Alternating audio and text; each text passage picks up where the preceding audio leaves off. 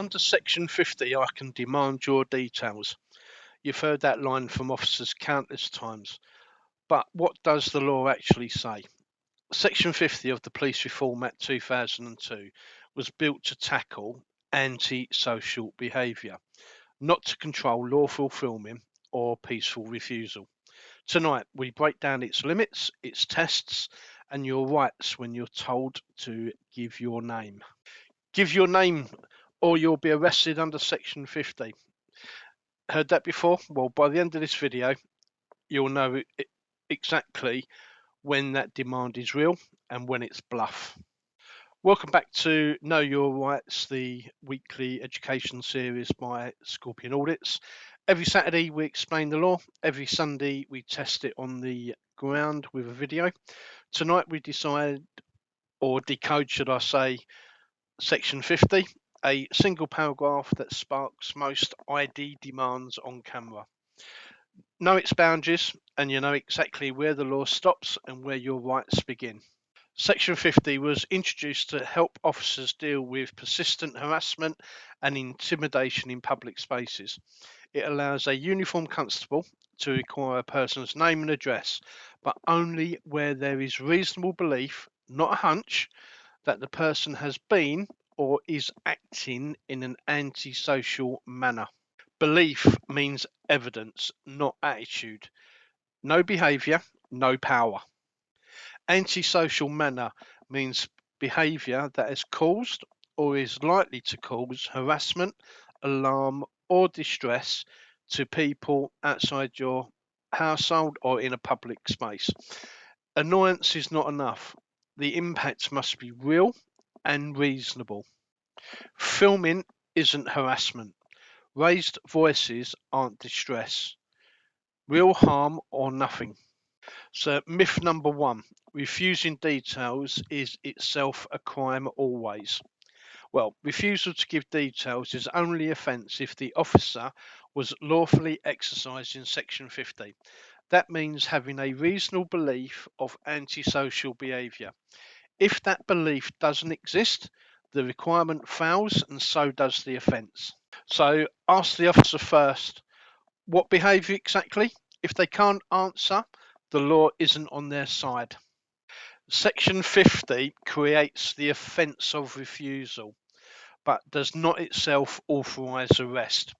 Arrest must satisfy PACE 1984, Section 24 necessity criteria, such as to ascertain a name or address or prevent further offence. Detention without those grounds may amount to false imprisonment. If they say, we'll hold you till you comply, record everything. PACE applies, not pressure. Myth number two, any suspicion will do. Well, Section 50 demands a reasonable belief, a higher bar than suspicion. The officer must articulate specific facts linking you to antisocial conduct. You look like the type isn't belief, it's bias. And just because you're filming doesn't meet the bar. Article 10 of the European Convention on Human Rights, or the Human Rights Act, protects peaceful expression, including recording in public interest. Section 50 cannot lawfully override that right unless its use is necessary and proportionate to a legitimate aim. Filming is speech. They need facts, not feelings, to stop you. The College of Policing requires each Section 50 to be recorded, justified and reviewed. The record must show the grounds for belief and the behaviour observed. Ask for the record number. It turns a demand into a document. Myth number three, Section 50 overrides other laws. Section 50 does not sit above PACE or the Human Rights Act. All must operate together within necessity and proportionality. Statute prevails over custom, rights remain in force. If they can't quote PACE or Article 10, they can't override them either. So let's have a look at some case law examples. In DPP versus McNeill 2015, a refusal to give details was unlawful only because there was proof of antisocial conduct. In the Chief Constable of Kent versus Regina 2018, the court held that lawful filming did not trigger Section 50. These cases set clear limits on belief and necessity. No behaviour equals no belief equals no power. Holding someone after they decline to give details without lawful grounds for arrest is detention without lawful authority and may amount to false imprisonment. But always ask, am I being detained or am I free to go? If they hesitate, film the pause. Officers often pair Section 50 with Public Order Act Sections 4 or 5, but those require threatening or abusive words or behaviour.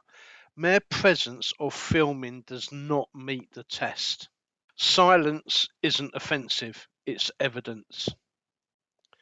Unlawful use of Section 50 can found civil claims for false imprisonment and damages. Section 26 of the Criminal Justice and Courts Act 2015 make improper use of police authority a criminal offence.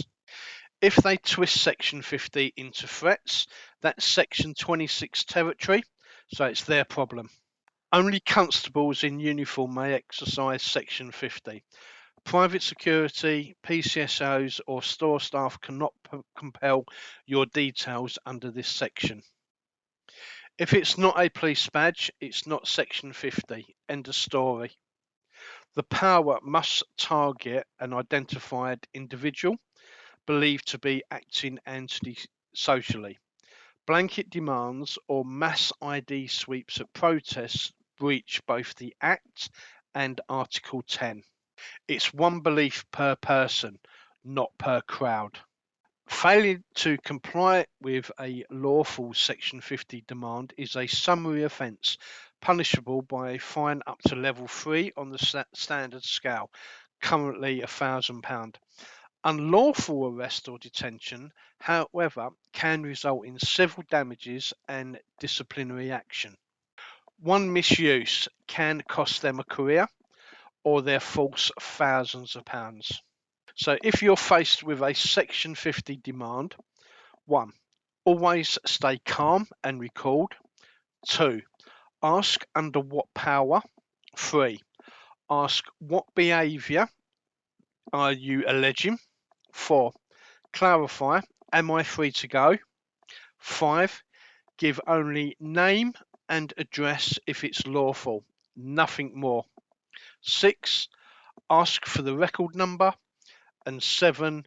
Log the encounter for complaints if misuse occurs.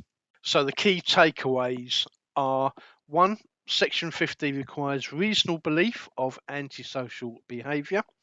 2. No belief equals no power.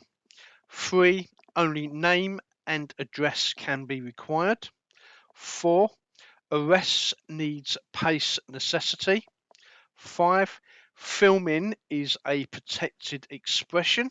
6. Each use must be recorded and reviewed. 7. Security staff can't invoke it. 8.